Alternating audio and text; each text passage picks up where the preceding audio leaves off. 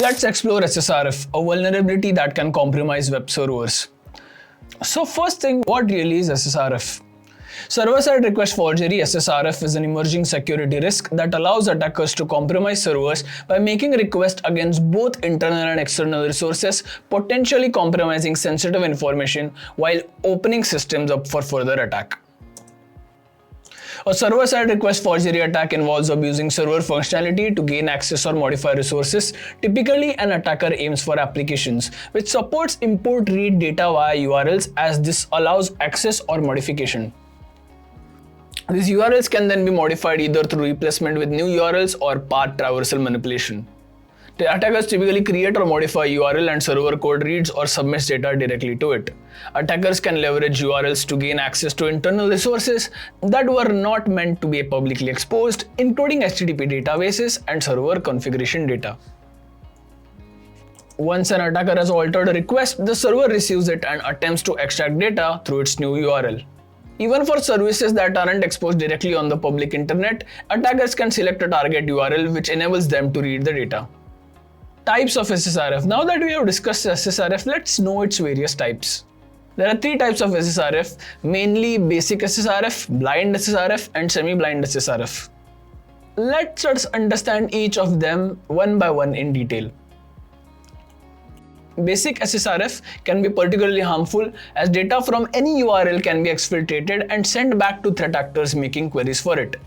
Hackers gain access to information which will allow them to launch more attacks using such an exploit.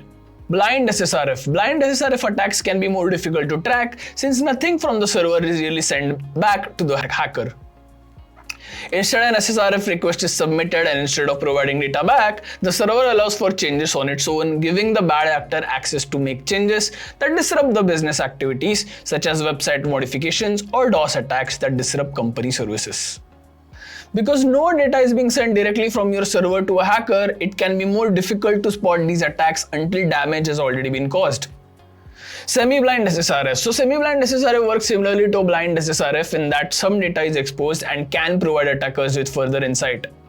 This may include partial data or error messages that provide additional details, as well as metadata about requests such as response times, which allow an attacker to validate if their request has succeeded or not.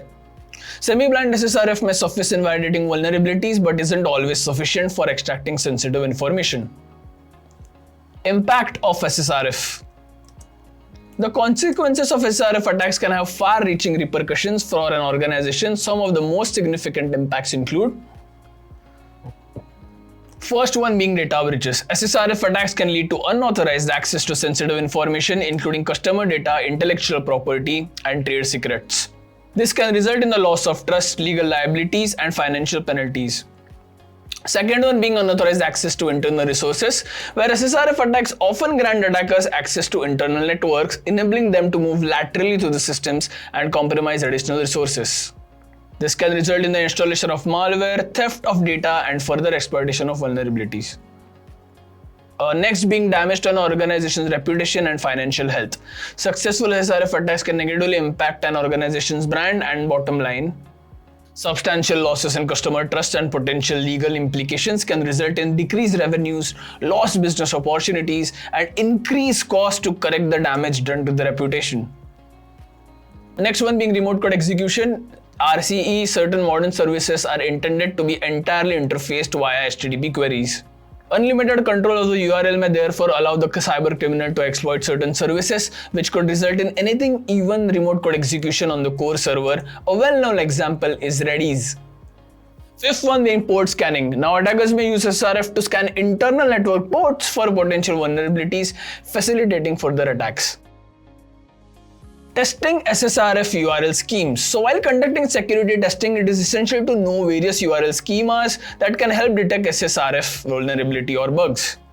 Below mentioned are some of the common URL schemas that you can test for during the SSRF vulnerability.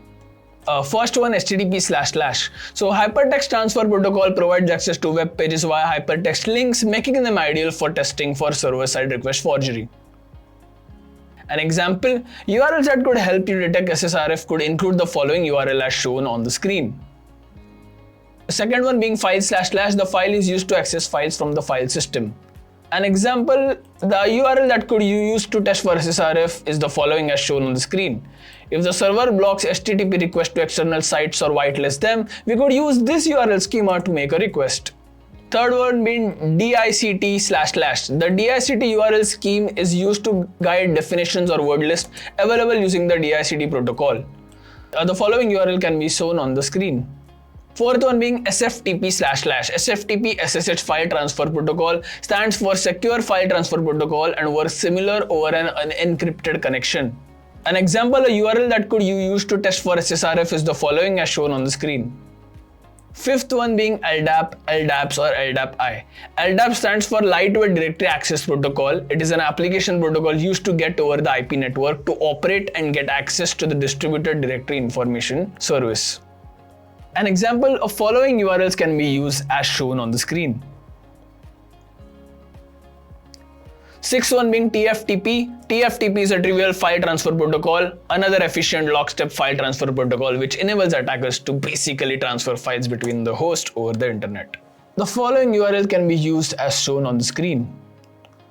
The seventh one is Gopher. So Gopher is a distributed document delivery service. It enables users to effortlessly explore, search and retrieve information residing in multiple locations seamlessly.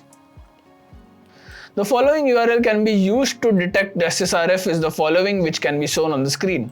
Hosted on the attacker machine is a malicious PHP file called gopher.php which hosts malware for the attack.